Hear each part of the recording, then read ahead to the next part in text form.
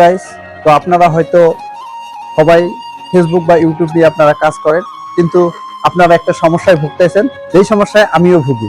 সেটা হলো ভিডিওতে ব্যাকগ্রাউন্ড মিউজিক। কারণ একটি ভিডিওতে যদি ব্যাকগ্রাউন্ড মিউজিক যদি না থাকে, তো ভিডিওর মজাই থাকে না।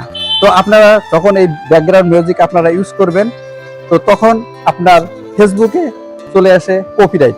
তো আপনারা যখন কপিরাইটে পড়েন, তো কপিরাইট নিয়ে আপনারা বহুত টেনশন করেন যে এখন কি হবে। আপনারা কি করেন, সরাসরি ভিডিওকে ডিলিট করে দেন। তো আমি কিভাবে ভিডিওতে আমি ব্যাকগ্রাউন্ড মিউজিক ইউজ করি আমি আপনাদেরকে বলছি।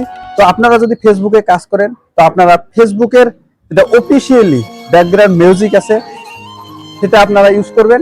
আপনার ভিডিওতে কখনো এই কপিরাইটের ইস্যু আসবে না। আর আপনারা যদি ইউটিউবে কাজ করেন, তো আপনারা Y2 স্টুডিওতে আপনারা যেটা ইউটিউবের যেটা অফিসিয়াল ব্যাকগ্রাউন্ড মিউজিক আছে ওগুলো ইউজ করবেন। আপনার ভিডিওতে কখনো কপিরাইট ইস্যু আসবে না। আমি এইভাবে আমার ভিডিওতে আমি ব্যাকগ্রাউন্ড মিউজিক ইউজ করি।